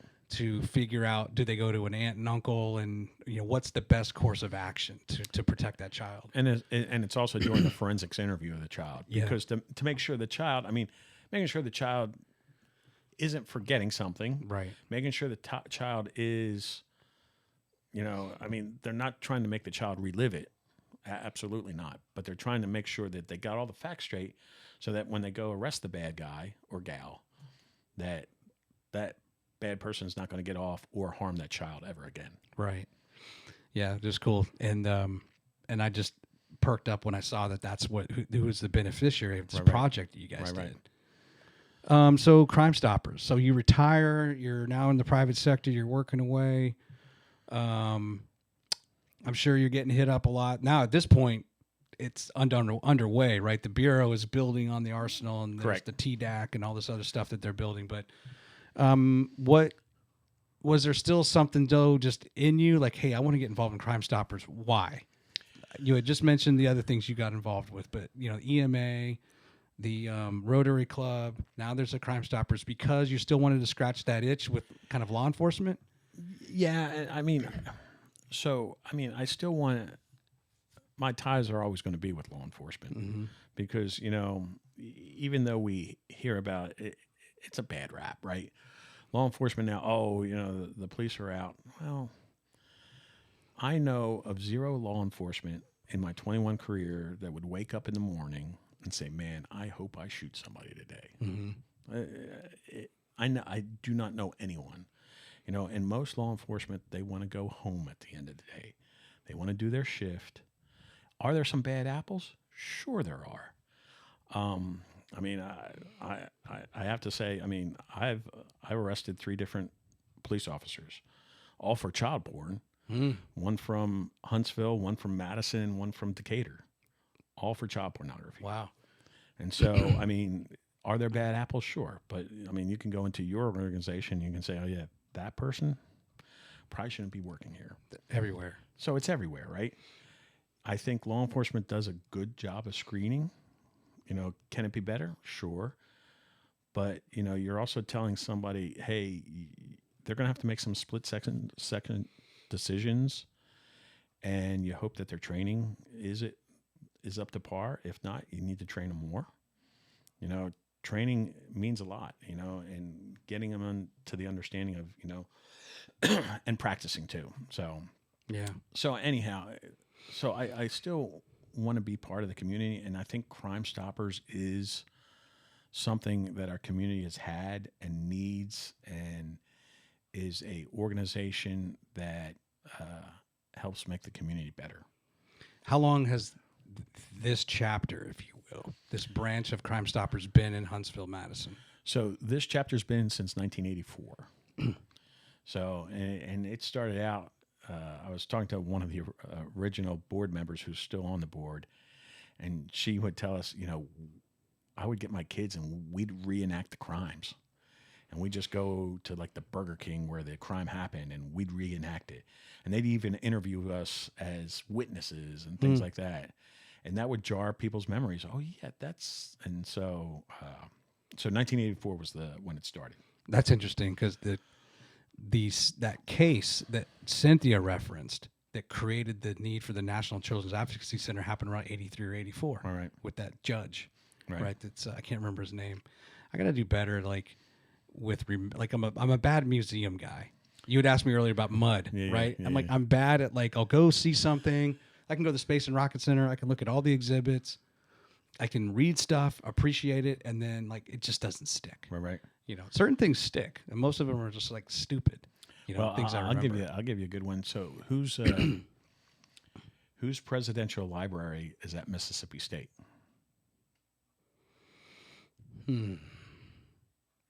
How old of a president? How long ago? Very Give me long. a long, long time ago. Not Mississippi. 100 years ago. At least 100 years. I don't know. Garfield, Grant. Grant. Ulysses S. Grant's. So he was apparently a prolific writer. This is in Oxford, Mississippi. Mississippi State. Yeah, Mississippi State. So Okay. he apparently was a prolific writer after the presidency. So somehow, and I don't know the full story, but somehow they were able to get all his documents and set up the presidential Ulysses S. Grant Presidential Library. Wow. The other small fact, guess how tall he was when he entered West Point? 5'6". 5'3". Okay, that's my man. So he was 5'3", and then I think he grew to be like 5'7" or something like that. Oh, okay. Also, he grew like after Yeah, post puberty. Yeah. Okay, So, that's interesting. Yeah, so it was pretty cool. So All anyhow, right. So let's talk about. So you mentioned 1984. Right. It starts. it starts, and so it was initially on. They televised it on Way Channel 31. Currently, we are partnered with WAFF, and they do a great job in posting the Most crime- Wanted the and most stuff? wanted, the crime of the week, and things like that. Now, was it a show or like a segment? It's a segment. Okay. So we'll do crime of the week. We'll do Valley's Most Wanted. So at the end of the day, it gets televised at least 3 times during that week of the crimes, right? And then showing it up. And some of the statistics are that Crime Stoppers, if we have pictures of the bad person and we blast it, within approximately 96 hours, they're going to be in custody. Really? And it's like with all the folks that we've put out there, it's like a 91 to 93% success rate of those people being arrested. Now, if we don't have a picture, the rate drops off significantly to like the 60%. Are a lot of these pictures, I think I would infer, came from prior arrests? Either prior arrest, driver's license, things like that. Mm-hmm. And then the other pictures, of course, if we have a crime of the week that we don't know the person, then we're going to blast the video or the picture of the video. Now, has this been like since 1984? Have they been doing a segment or a TV show all along the way? Yes. So some of the numbers since 1984, since inception, there's been over 21,000 cases solved since inception. I think it's like 4,300. I mean, maybe off a little bit, but like 4,300 people arrested. Since inception, we've recovered. It's over $17 million in either property and or narcotics taken off the street. And so we use the street value, of course, of those narcotics. So $17 million worth of property and or narcotics taken off the street since inception. How often is there like a bounty and a reward for the most notorious? So we've been putting out the and paying out rewards, and what we're doing is for the most egregious felons. Yeah. I mean, the ones that are domestic violence, the ones that are shooting into buildings, the ones that are killing people. That's what we're putting out. I had some, and I don't want to read them all, but just some of the stories. We had a mother take her 2 kids to the ER because they're not acting right, and come to find out they're both on. They both have had drugs, and they had to go through detox. And of course, mom skips out because once she finds out that they realize what had happened, she goes and disappears into the wind. And leaves the kids at the hospital. correct. So that just tells you the type of mom, right? And we're able to figure out who the mom is, identify them, put them on Crime Stoppers, and she's arrested. So we had our Crime Stoppers meeting this morning, and at the meeting we had a kid gets beaten by his stepfather with a rock. And, you know, I mean, Stepfather. who does that, right? I mean, who at the end of the day really does that? You know, apparently they do. And he goes in the wind, and, you know, we get him identified and blast him on Crime Stoppers, and we're able to pick him up and lock him up. And, you know, those are the type of, I mean, you know, I have a bunch of It makes whoever you tell want to go and beat that person. Right. up, right? I mean, Makes you and angry. you know, and you hear strangulation, you know, and all those things, you know, the things that we normally watch on TV that, you know, oh, that's just TV. Well, that actually happens too. You know, a number of ones we've had recently is the failure to report, sexual offender failure to report. And one of the guys, you know, a sexual offender failure to report, and we can't find him. And finally, we get information once we put his name out there and put his picture out there, and he's at a girls' softball game. So, but HPD, Huntsville Police Department, is able to identify him and pick him up, and he's off the streets. Wow. And, you know, So sometimes the bounty isn't necessarily just, hey, we can't find this guy, and so much time has gone by. Let's see if we can bring him in. Sometimes it's just, this is so egregious. correct. Even if it's in 24 hours from now, Correct. there's going to be a reward. Correct. So, you know, I have to give out a shout out to Huntsville and Tommy Battle. He and I are good friends. Tommy and Huntsville Police Department give up one of their officers to be our coordinator. And so because a lot of folks don't have that. And normally Crime Stoppers has, you know, they still do Crime Stoppers, but they have to run it through the 911 center. They don't have a designated person to do it, you know, and crimes are I don't want to say crimes are getting worse, but, you know, crimes are still occurring. You know, my ultimate goal with Crime Stoppers, I would love to have 3 officers doing Crime Stoppers, have $1 bazillion so that, you know, because at the end of the day, money does talk, you know, and if somebody sees, hey, there's $1,000 reward for information leading to the XYZ, somebody's going to talk. Yeah. Because they'll take $1,000. You know, I was watching a clip, and this was the terrible case of the graffiti on the Jewish rabbi's home. Right.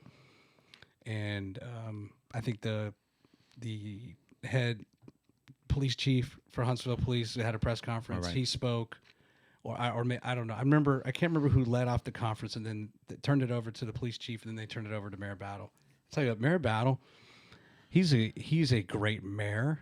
Oh, He's yeah. a great man, and I've seen a lot of press conferences, and that was like I think there's press conferences, unfortunately, where the person's just not really genuine Right. in what they say. He's very genuine in what he says. Well, And I was like, it was only a minute and a half, right. but it was one of those things that led you to, like, you know, he's a leader. He's not, I mean, I'm in Madison County, but he's my mayor. Right. And there is a reason so many people revere him. Well, so I noticed that very distinctly. And again, he and I are friends, but I noticed it very distinctly when we had the tornadoes in 2011. During the tornadoes, I go down. They set up a conference center in the Emergency Management Agency. And Tommy sat at the head of the table, and they just went around the room. Okay, here. All right, how's Huntsville Hospital doing? Do they need gas? You know, what's going on? And then they had utilities there. They had TVA there. They had all the folks that needed to be there. And he just went around the room. It was almost like being back in the military. he was the commander, and he wanted to know what's going on. And then if somebody had something, he didn't want to necessarily waste the group's time, and said, okay, get with them offline and figure out what's going on. It was him and also Mike Gillespie at the time, the county commission chair, that really led the city during that time of no power, no anything. You know, I realize now that I live here, my first trip to Alabama was, well, it was my second trip. I played most of the Robert Trent Jones Trail. Right. And we came down and played in 2012. So what if my buddy or I won practice round tickets to the Masters, we would go do that, and then we would come play the trail. Right. And then we would do the practice round as our last our last day, and then we fly home. But we played Silver Lakes. Right.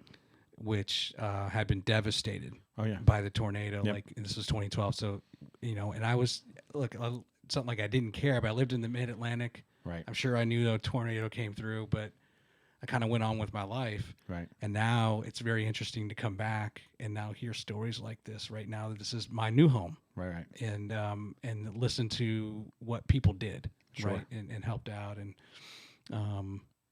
just amazing community. Oh, yeah. And so, I mean, getting back to Crime Stoppers is, I mean,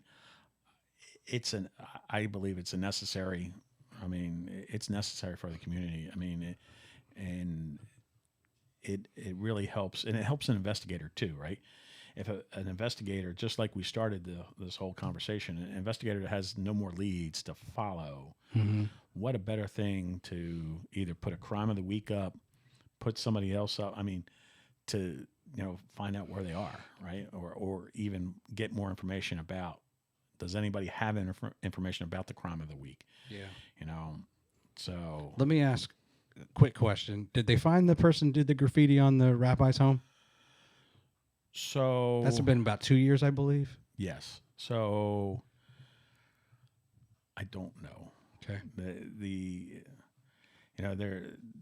They're trying to track down as much information about who did it and what perpetuates crime? I know that's a really hard question. It's difficult, but unfortunately it doesn't. It might decrease some in some areas. I think St. Louis has actually had some tremendous gains through their Crime Stoppers, or Albuquerque. When we talked originally, that's where it started, but I would attribute some of it to the games our kids play, which is it's constant violence. Some of it might just be the cool factor. That's what I see on TV, or that seems what's cool is gun violence and gangs. But I mean, from your professional opinion, because you've worked cases and you've interviewed, I would assume countless folks. What perpetuates it? So there's a couple things. One, I think some people who are desperate that don't have any place else to turn. There's some people that have some issues wrong, the sociopaths, the psychopaths, those type of people that are never going to change. I think our system has something to do with it, and this is just Kerry's 3 cents that I don't have an answer for, but I wish I had an answer for, and I'm going to try to be as short and not as long-winded as because this might sound funny or strange or something from a retired law enforcement, but I think we need prison reform. And what I mean by that is you go in and you can make a felony event, whatever it may be. So they arrest you, you get convicted, you get locked up, you serve your time, right? You're sorry for what you did, and and it can be even, murder for that matter. Whatever felony. There's because we live in a fallen world and everybody's a sinful person. But so they've served their time. You come out now. You want to do a good thing, right? And you want to get a job. So you get your application. What's one of the first questions they ask? Have you ever been convicted of a felony? Correct. And you have 2 ways of answering it. You can lie, or tell the truth. Either way, you're screwed. Right. So if you tell the truth, you're not getting the job. You lie, you're going to get the job, but once they find out, They're going to kick you out, right? So now we have the issue. You can't get a job. Yeah. You don't have any money. So what are you going to do? Are you going to go back to, I mean, the only way you knew how to make money in the past may have been thieving. So now you've gone and committed another crime, and then you're locked up again. And it's that bad rotation cycle. And again, I don't know how to fix it. I mean, I just think, all right, if a person, and if you can identify the people that are truly sorry, give them the second chance to have a job. You know, there's felons out there that, you know, I wholeheartely believe they want jobs and they're going to do the thing, and they're no longer felons. They're Bob and Sam. Yeah. You know, they serve their time. It's the proverbial scarlet letter, right? It's the scarlet letter that says, hey, I've been wronged and I can't do anything about it now. And they get locked up again. Yeah. And so that's why, in my opinion, you know, the prisons are overcrowded. The prisons are a money hole too, you know. And do we use some of that money to try to figure out the training, the education, to give those people the opportunity? One of my buddies, he was going over over to Limestone Correctional Facility, and he was doing a Bible study with the inmates. And then he realized a lot of the inmates don't know how to read, and they're adults. They're illiterate. So he started going and said, okay, I need to teach them to read and write so that when they look at a job application, they can say, oh, that says male, that says female. So, I mean, again, I don't have the issues, but I just think, and I think we need to engage with employers to at least give somebody a chance, right? Yeah. I mean, we don't want the sex offender working in a school. I got that, you know, but, you know, and we probably don't want somebody that did check fraud working at a bank. But there's other jobs out there that, you know, don't require that. And where can we, you know, where can they make money and things like that? So, I was talking about, I did an episode with Jessica Brown from First Stop, talking about the homeless shelter, right? And then we started talking about Taylor, I think his name's Taylor. I feel bad if I forget his last, Taylor Man or Taylor May, I can't remember. But he has Shower Up. Right. So he has a service where they bring a mobile shower unit to the First Stop, and then people can come in and take a clean shower, get cleaned up. But I think if we were to play this and pull the thread on what you're saying, so let's say presumably someone gets out of prison, the only job they can find is at a fast food restaurant. Right. They're not really making enough money to even pay rent. Right. Because unfortunately, when an affluent as this area grows, well, so does the homeless population. Right. And even though they might be trying, they can't earn enough money to be sheltered. And then obviously because of their history, it really precludes them from being able to take on any job. Right. There's only certain jobs they can do, and those jobs may not pay enough. And that's like, how do you break out of that cycle? No, and that's kind of what reminds me. That's exactly it. I mean, how do we break it? How do we break the cycle? How do we break it so that we don't have to build bigger prisons? Right. How do we? I mean, of course, human nature is, you know, the wild card, right? You know, the human nature of, hey, I can go back to what I'm doing. You know, I can go back to thieving. I can go back to mugging or whatever else. Yeah. Let me ask you this question. Two-part question. You probably remember the show Adam 12 or Hill Street Blues. Yep. I don't know. There was a lot of cool Magnum PI, of course. Chips, Hardcastle McCormick, just all kinds of cool investigative shows in the 70s and 80s. Right. Was other than, it sounds like obviously the influence of your dad, whatever family meals you had, talking with your other brother, even he went the engineering route. Was there a seed planted early on through just television and watching cop shows that reinforced that desire that you wanted to kind of pursue law enforcement in your career in your life? So probably some, sure. I mean, because at the time, you know, we had, you know, like I said, Chips, Adam 12, you know, all those police shows, police dramas. And then again, my dad, I had an uncle that was law enforcement too. And so it probably did plant a seed. I mean, at the time I thought I'm going to stay at least in the Army for a while. And then when those, you know, things didn't turn out the way I thought they might have, you know, God opened the door to the FBI. And so, yeah. So I ask that in a way just to kind of the way things were 70s and 80s. Now then this is the missing person route where Adam goes missing. right. And his dad, John, I can't even remember their last name now, that started America's Most Wanted.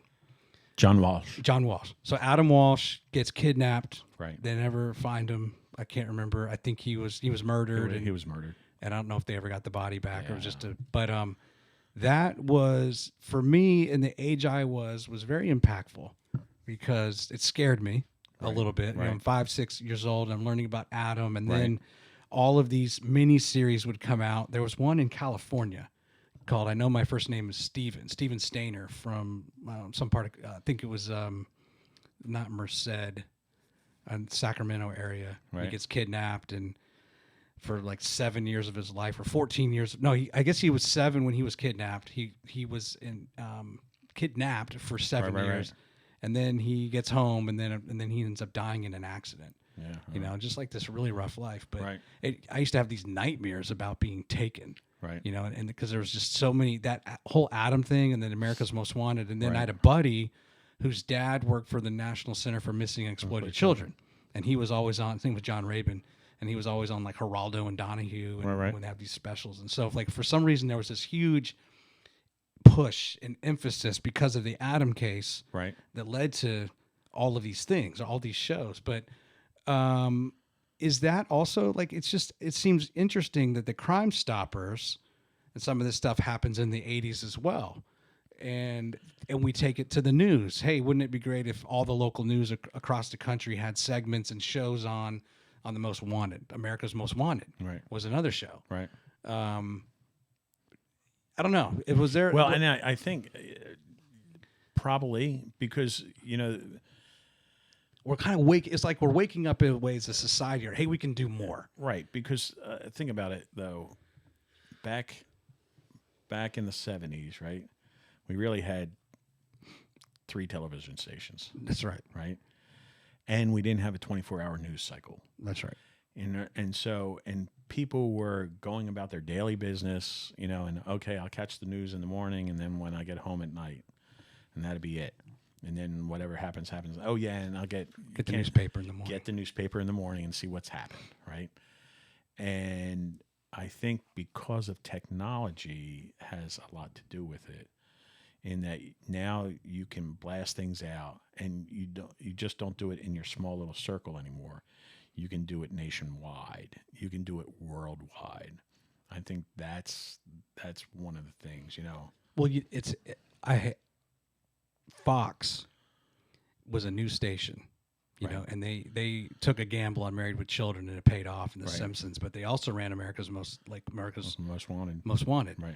And so you had just mentioned there's 3 stations, and so even though technology was very different at that time, then it's like a new station appears, and they're going to bring content that is somewhat revolutionary. Right. In both the inappropriate sitcoms, Right. that they gambled on, and then also now like these new cop shows, right? That then later turn into part of the 24/7 cycle. We're watching cops, right? We're watching guys on the beat, with basically GoPros and cameras, with these arrest scenarios. Did you all ever? Did you ever do anything like that? Did you ever do anything where you were asked to take the cameras out and footage for training or anything? No.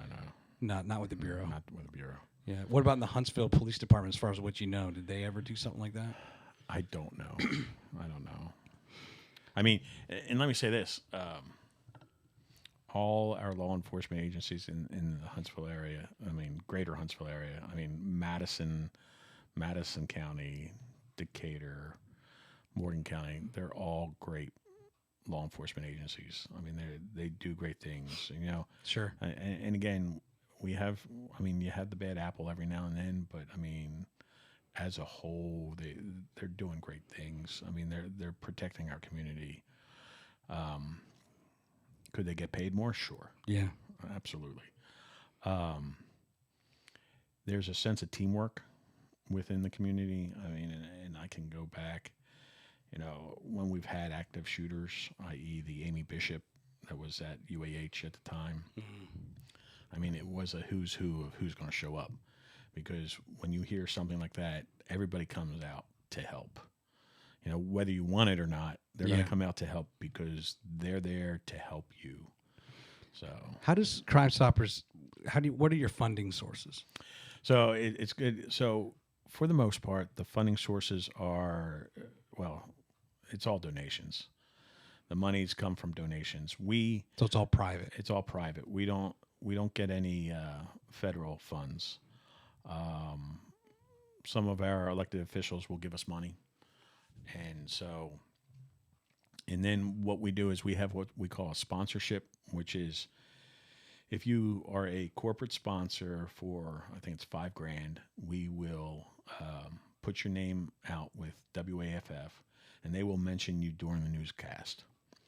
And then for $1,500, we'll do what we call a scroll of honor, and that scrolls across the bottom and says, "Hey, these are our scroll of honor members." And so that's how we get. And then we have done fundraisers in the past. We've done we normally do a auction. For years we were doing in-person auction, and we went to virtual auction. And we're planning to do an auction. We'll see how, see what things are going. And actually, this coming Monday, we're going to do a Crime Stoppers night at a bunch of different restaurants in Huntsville. Yeah, I think I saw that advertisement. So you get 10% of the sales. Correct. Right. I saw Melt was on there. Right. Phil Sandoval's. Correct. The Biscuit Belly. Yep.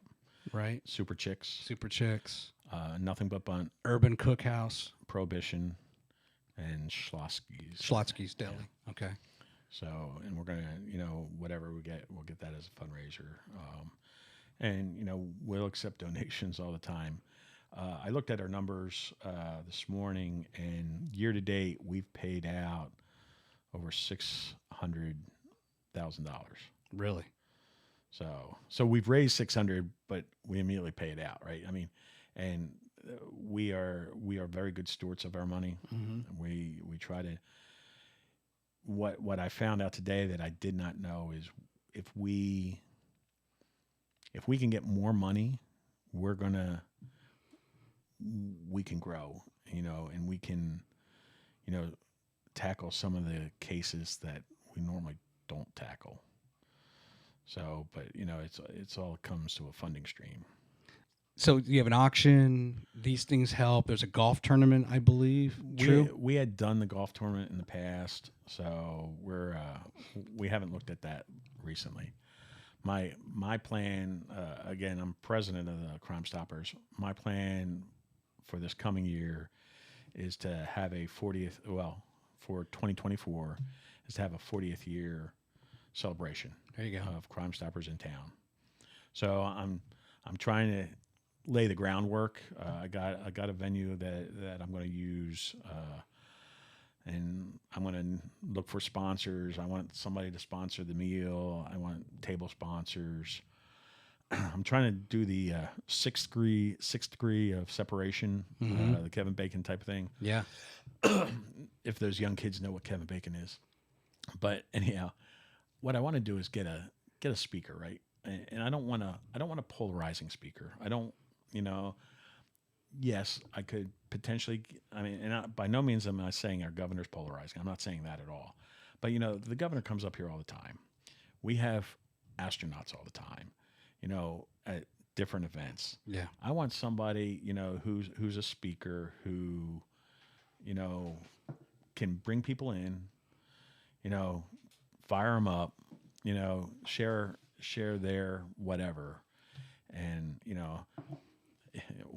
all joking aside, the person that I would love to get, because I think he's a businessman, he's a former athlete, and I believe he's law enforcement friendly, is Shaq. Oh yeah. Shaq, I'm impressed with him. And you can see his passion, Yeah. when you see videos when he walks up to a kid in Walmart and says, "Do you have a bike? Go ask your mom whether I can buy you a bike."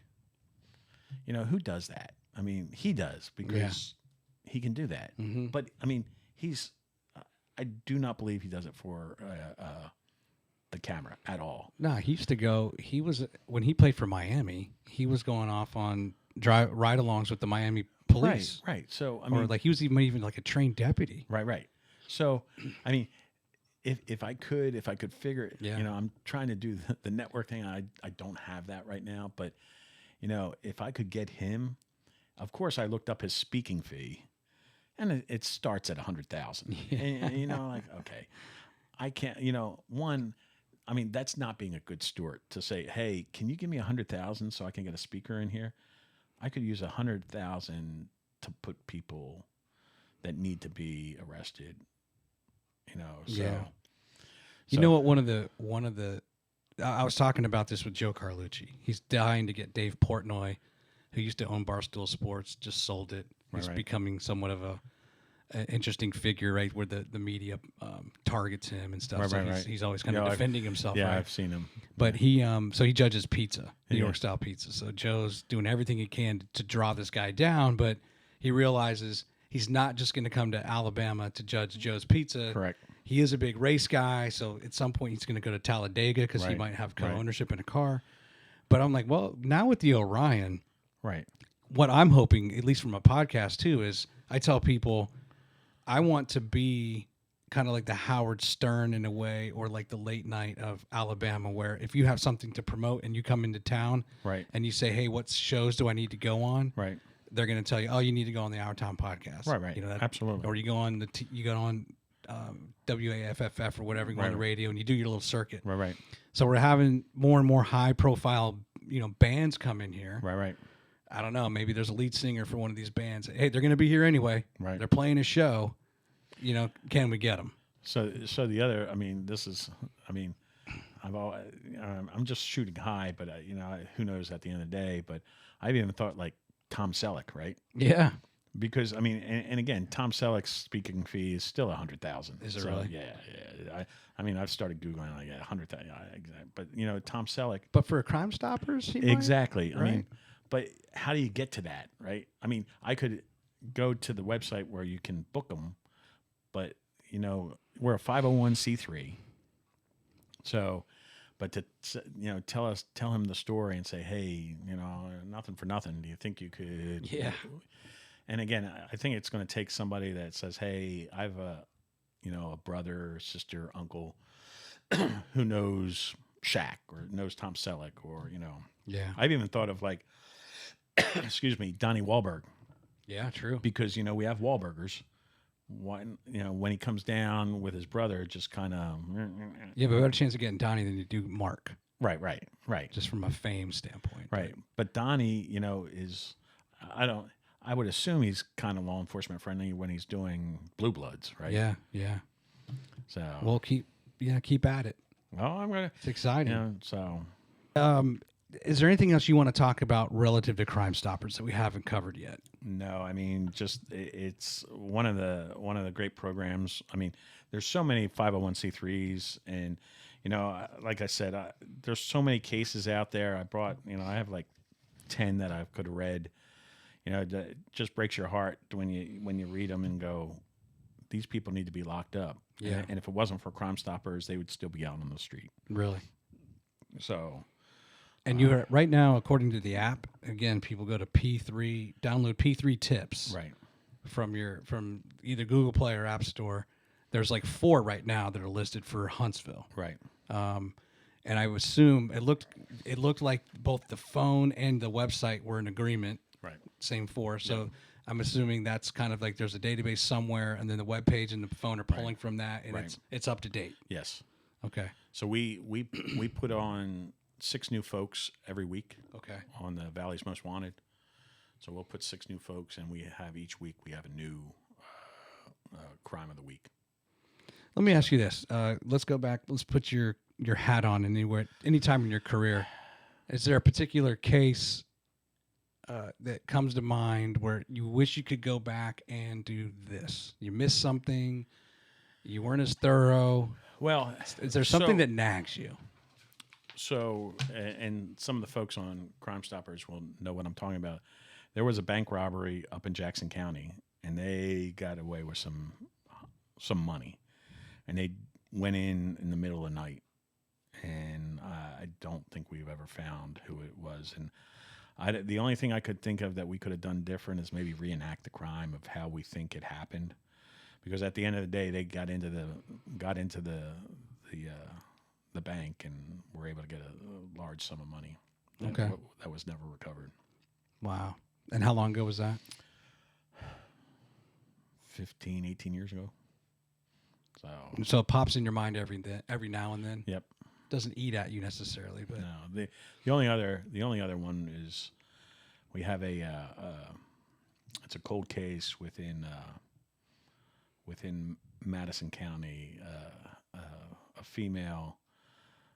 I want to say it's maybe Jennifer Powers. I think that's her name.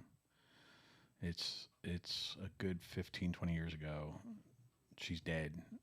Don't know where the body is. Don't know where. They have somebody that they think may have information that may have done something, but they just don't have enough to go and say, okay, we're going to, and that nags at me too. yeah. Some of these cold cases, I think there was one recently that was 40-something years. Right. That they finally, I guess through some advanced DNA, Right. they figured it out. But And then, the final one, because I was the local coordinator for the profiling unit from DC. One of the ones that I also, who it's a cold case, but it's still ongoing, is the retired lieutenant colonel from Redstone that was killed and shot in his front yard, and that it's still I have my beliefs of who did it on both of those cold case files. I think I know who did it, but thinking and proving are two different things. yeah. So Well, Kerry, it's been a pleasure having you. yeah, I enjoyed it. Like we're 2 hours and 11 minutes in, and I still feel like there's so much more we could get We into. can talk. But I do have plans. I'm not yet.